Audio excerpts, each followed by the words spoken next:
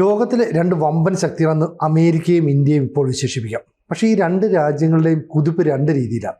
India GDP-യുടെ കാര്യത്തിൽ, സമ്പദ് വ്യവസ്ഥയുടെ കാര്യത്തിൽ വളർച്ച നേരിടുന്നു. അമേരിക്ക തൊഴിലില്ലായ്മയുടെ കാര്യത്തിൽ തളർച്ച നേരിടുന്നു.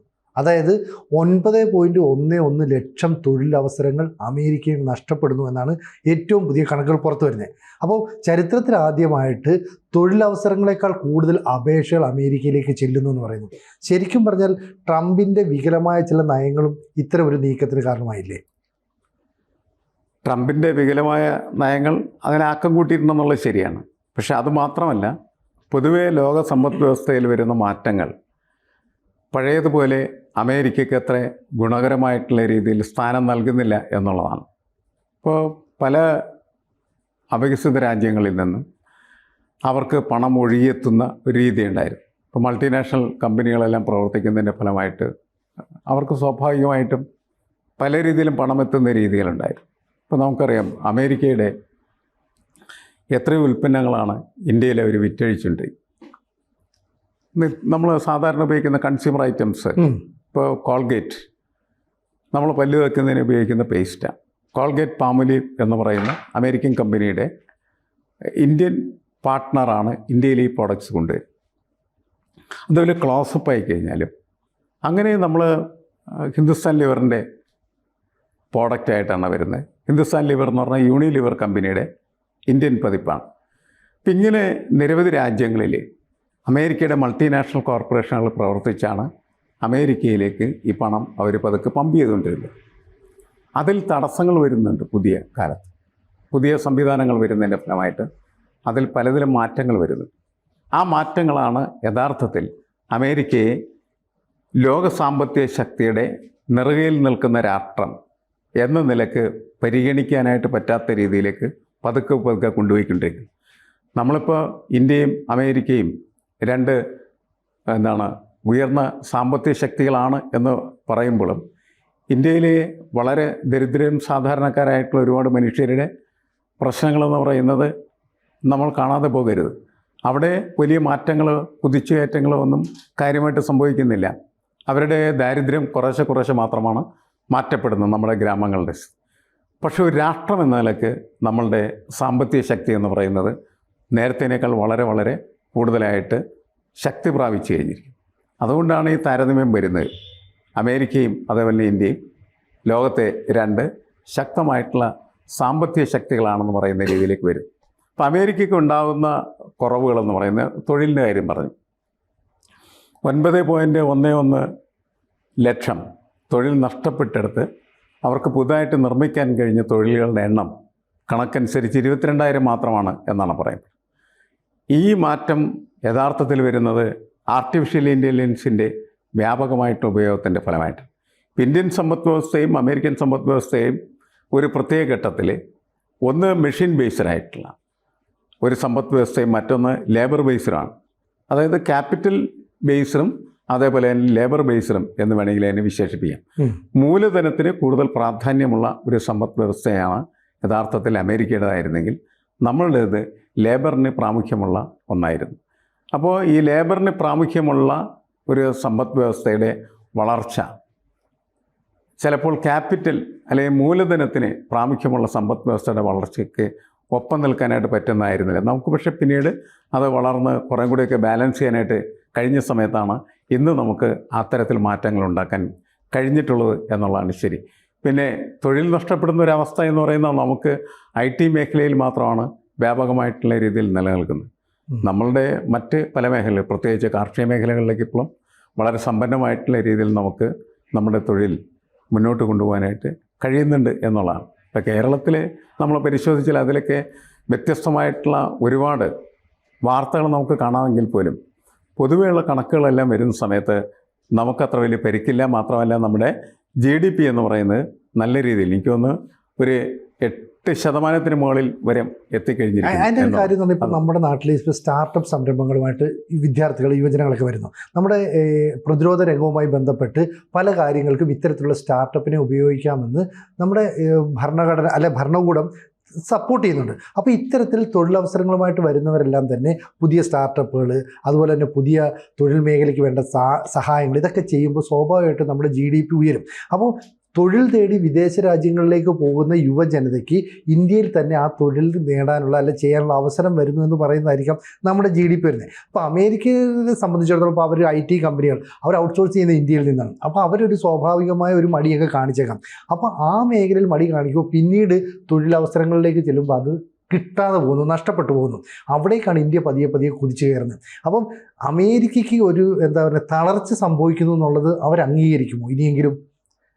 അല്ല, അമേരിക്കയ്ക്ക് തളർച്ച സംഭവിച്ചുകൊണ്ടിരിക്കുന്നു എന്നുള്ളതാണ് ഡൊണാൾഡ് ട്രംപ് എന്ന് പറയുന്ന അമേരിക്കൻ പ്രസിഡൻറ്റിൻ്റെ ഉദയത്തിൻ്റെ തന്നെ അടിസ്ഥാനം അതാണ്.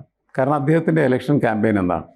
അമേരിക്കയുടെ പഴയ പ്രൗഢിയിലേക്ക് അമേരിക്കയെ തിരിച്ചുകൊണ്ടുവരും എന്ന് വെച്ചാൽ അമേരിക്കയ്ക്ക് പ്രൗഢി നഷ്ടമായി എന്ന് തന്നെയാണ്. അതെ, സാമ്പത്തികമായിട്ടും അതേപോലെ തന്നെ മറ്റ് മേഖലകളിലും എനിക്ക് തോന്നുന്നു പല മേഖലകളിലും അമേരിക്കയ്ക്ക് തളർച്ച ബാധിച്ചിട്ടുണ്ട്. ആ തളർച്ചയാണ് ഈ അമേരിക്കനിസം എന്ന് പറയുന്ന ഒരു പ്രൊപ്പഗാൻഡയ്ക്ക് പോലും കാരണമായി തീർന്നു. അതിലാണ് യഥാർത്ഥത്തിൽ അമേരിക്കൻ പൗരന്മാർ വീണുപോകുകയും അവർ വീണ്ടും ട്രംപിനെ അധികാരത്തിലേക്ക് കൊണ്ടുവരികയും ചെയ്തു.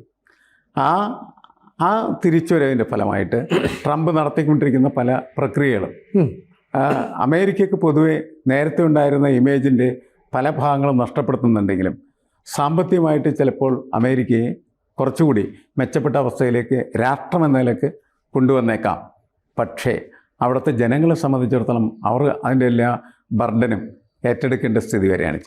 അദ്ദേഹത്തിൻ്റെ ഈ റെസിപ്രോക്കൽ ടാക്സസ് എന്നൊക്കെ പറയുന്നത് അവിടുത്തെ കൺസ്യൂമേഴ്സിനുണ്ടാക്കിയിരിക്കുന്ന ഇമ്പാക്റ്റ് വളരെ അപകടകരമാണല്ലോ.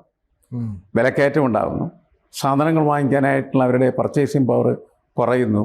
അതിന് പ്രധാനപ്പെട്ട ഘടകമായിട്ട് ചൂണ്ടിക്കാണിക്കപ്പെടുന്നത് തൊഴിലില്ലായ്മയാണ്. ഇപ്പോൾ തൊഴിലില്ലായ്മ വർദ്ധിച്ചാൽ ഒരു രാഷ്ട്രത്തിലെ പൗരന്മാരെ സംബന്ധിച്ചിടത്തോളം അവരുടെ പർച്ചേസിങ് പവറാണ് കുറയുന്നത്. പർച്ചേസിങ് പവർ കുറഞ്ഞാൽ അത് അമേരിക്കയുടെ മാർക്കറ്റിനെ മാത്രമല്ല ബാധിക്കുന്നത്, അത് പൊതുവെ മറ്റ് രാഷ്ട്രങ്ങളുടെ മാർക്കറ്റുകളേക്ക് ബാധിക്കും. പക്ഷേ പെട്ടെന്ന് നമ്മളതിൻ്റെ ഒരു പ്രതിഫലനം കാണുന്നത് അമേരിക്കയ്ക്ക് ഒരു സാമ്പത്തിക മാന്ദ്യം ചെറുതായിട്ടുള്ള രീതിയിൽ മണക്കുന്നുണ്ടോ എന്നുള്ള ഫീലിലാണ് നമുക്കത് കാണാനായിട്ട് കഴിയും. എന്തായാലും പൊതുവെ ഇപ്പോൾ വിലയിരുത്തപ്പെടുമ്പോൾ ഇന്ത്യയും അതേപോലെ തന്നെ അമേരിക്കയും രണ്ട് ദിശയിൽ സഞ്ചരിക്കുന്ന സമ്പദ് വ്യവസ്ഥയായിട്ടാണ് കണക്കാക്കപ്പെടുന്നത്. ഇന്ത്യ കുറച്ചും കൂടി മെച്ചപ്പെട്ട രീതിയിൽ കുതിച്ചു വരുന്നൊരു സമ്പദ് വ്യവസ്ഥയാണ് എങ്കിൽ അമേരിക്കയുടെ പതുക്കെ കിതക്കുന്ന ഒരു സമ്പദ് വ്യവസ്ഥയായിട്ട് മാറും. ഇതിന് പല കാരണങ്ങളുണ്ട്. കുറേ കാലങ്ങളായിട്ട് അമേരിക്ക പല സ്ഥലത്തും പോയി നടത്തിയ യുദ്ധങ്ങൾ, അതേപോലെ തന്നെ അതിനുവേണ്ടി മുടക്കുന്ന പണം, ഇതൊക്കെ അമേരിക്കയ്ക്ക് വലിയ തരത്തിൽ ദ്രോഹകരമായി മാറിത്തീർന്നിരിക്കുന്നു എന്നത് ഇപ്പോഴാണ് തിരിച്ചറിയപ്പെടുന്നതെന്നാണ് എനിക്ക് തോന്നുന്നത്. ഇപ്പോൾ ഈ സാമ്പത്തിക വിദഗ്ധരുടെ അഭിപ്രായത്തിൽ പറയുകയാണെങ്കിൽ അടുത്ത 10 വർഷത്തിനുള്ളിൽ ഇന്ത്യ ലോകത്തിലെ 3ാമത്തെ വലിയ സമ്പദ് വ്യവസ്ഥയായിട്ട് മാറും. എന്നാൽ അമേരിക്കയെ സംബന്ധിച്ചിടത്തോളം ആഭ്യന്തരമായ പ്രശ്നങ്ങൾ കൂടുതൽ കോൺസെൻട്രേറ്റ് ചെയ്യേണ്ടി വരും. ഇപ്പം സാർ പറയുന്നത് പോലെ ഈ അമേരിക്കൻ പ്രസിഡന്റ് ഡൊണാൾഡ് ട്രംപാണ് നാറ്റോ രാജ്യങ്ങളോട് പറയുന്നത് നിങ്ങളുടെ GDPയുടെ 2% പ്രതിരോധ പ്രവർത്തനങ്ങൾക്കായിട്ട് മാറ്റിവെക്കണം. പക്ഷേ ഈ നാറ്റോ രാജ്യങ്ങൾ ഇതൊന്നും ചെയ്യില്ല. പല രാജ്യങ്ങൾക്കും സ്വന്തമായിട്ട് ആർമി പോലും ഇല്ല. അവിടെയൊക്കെ അമേരിക്കയാണ് സഹായിച്ചുകൊണ്ടിരുന്നത്. അപ്പോൾ ട്രംപ് വരുന്നതിന് മുമ്പ് അമേരിക്കൻ പണത്തിൻ്റെ, അമേരിക്കൻ ആയുധങ്ങളുടെ വലിയൊരു പങ്ക് ഇത്തരം രാജ്യങ്ങളെ സംരക്ഷിക്കാനായിട്ട് അവർ ചെലവഴിച്ചിരുന്നു. ഇപ്പോൾ അമേരിക്കയ്ക്ക് തിരിച്ചറിയുന്നു അതെല്ലാം ഒരു പാഴായിട്ടുള്ള പണമായിരുന്നു. അപ്പോൾ അതിന് വേണ്ട എന്ന് പറഞ്ഞിട്ട് ട്രംപ് നിലപാടെടുത്തു. അതാണ് ഈ ശരിക്കും പറയാം യൂറോപ്യൻ രാജ്യങ്ങളെയും അമേരിക്കയും തമ്മിൽ തെറ്റിച്ചതിൻ്റെ ഒരു കാര്യം. പക്ഷേ ട്രംപ് നിലപാടെടുത്തോടുകൂടി എന്ത് സംഭവിച്ചു എന്ന് പറഞ്ഞാൽ അവരുടെ 2 മുതൽ 5% വരെ GDPയുടെ ഒരു പങ്ക് ഈ ആയുധങ്ങൾ വാങ്ങാനായിട്ട് തീരുമാനിച്ചു. അന്ന് അമേരിക്ക പ്രതീക്ഷിച്ചത് അമേരിക്കയിൽ നിന്ന് ആയുധങ്ങൾ വാങ്ങുന്നതാണ്. പക്ഷേ ഫ്രാൻസും UK ഉൾപ്പെടെയുള്ള ജർമ്മനി ഉൾപ്പെടെയുള്ള രാജ്യങ്ങൾ ഇന്ത്യ പോലെയുള്ള രാജ്യങ്ങളുമായിട്ട് പോലും വ്യാപാര കരാറിലേക്ക് ഏർപ്പെടുന്നു. അവരുടെ പണം അവർക്ക് ഇഷ്ടമുള്ള രാജ്യത്തു നിന്ന് ആയുധം മേടിക്കാനായിട്ട് ഉപയോഗിക്കാം. അപ്പോൾ അമേരിക്ക ഈ ഒരു 2 മുതൽ 5% വരെ GDPയുടെ പങ്ക് നിങ്ങൾ പ്രതിരോധ പ്രവർത്തനങ്ങൾക്ക് ഉപയോഗിക്കണമെന്ന് പറയുമ്പോൾ ആ പണം അമേരിക്കയിലേക്ക് പമ്പ് ചെയ്യുമെന്ന് കരുതി. പക്ഷേ ആ പ്രതീക്ഷ ഇവിടെ തെറ്റിയതല്ലേ? ഈ അമേരിക്കയുടെ സമ്പദ് വ്യവസ്ഥയെ വല്ലാതെ അതെ, പുതിയ കാലത്ത് അമേരിക്കയുടെ ആയുധങ്ങൾ, അതിന് സമാനമായിട്ടുള്ളത്, അതിനോടൊപ്പം തന്നെ പിടിച്ചു നിൽക്കാൻ പറ്റുന്നതായിട്ടുള്ള ആയുധങ്ങൾ നിർമ്മിച്ച് വിതരണം നടത്താനായിട്ട് മറ്റ് പല രാഷ്ട്രങ്ങൾക്കും കഴിയുന്നൊരു കാലാവസ്ഥ ഉണ്ടായിട്ടുണ്ട്. ഇപ്പോൾ റഷ്യയും അതേപോലെ തന്നെ ഇന്ത്യയും ചൈനയും ഒക്കെ ഇങ്ങനെ ആയുധ വിൽപ്പനയുടെ മാർക്കറ്റിലേക്ക് വരിക. നേരത്തെ ഇന്ത്യക്ക് അതിനെക്കുറിച്ച് ആലോചിക്കാൻ പോലും പറ്റുമായിരുന്നില്ല. പക്ഷേ ഇപ്പോൾ നമ്മളും ആയുധങ്ങൾ വിൽക്കാനായിട്ട് തയ്യാറാവുന്ന ഒരു രാഷ്ട്രമായിട്ട് വരികയാണ്. അങ്ങനെ വരുമ്പോഴാണ് ട്രംപിൻ്റെ ഉപദേശം സ്വീകരിച്ച രാഷ്ട്രങ്ങൾ 2 മുതൽ 5% വരെ അവരുടെ GDPയുടെ 2 മുതൽ 5% വരെയുള്ള പണം ആയുധങ്ങൾ വാങ്ങാനായിട്ട് അവർ ഉപയോഗിക്കാൻ തയ്യാറായി എന്നുള്ളത് ശരിയാണ്. പക്ഷേ അത് അമേരിക്കയിൽ നിന്ന് വാങ്ങിക്കാൻ അവർ തയ്യാറായി.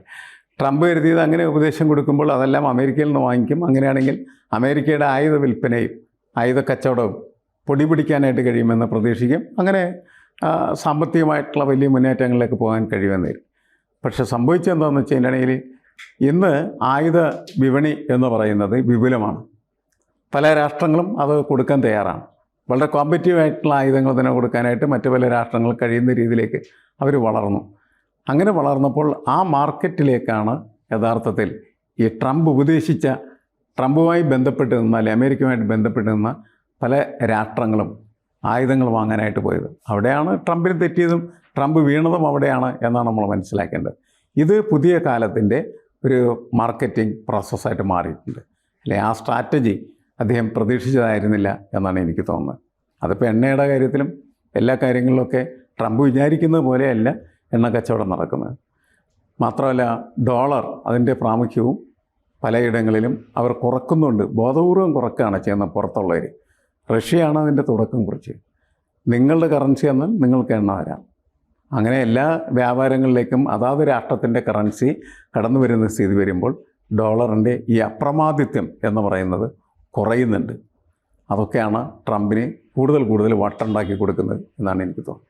കൂടുതൽ വാർത്തകളും വിശേഷങ്ങളും നിങ്ങളിലേക്ക് എത്താൻ ABC മലയാളം സബ്സ്ക്രൈബ് ചെയ്യുക, ബെൽ ബട്ടണും അമർത്തുക.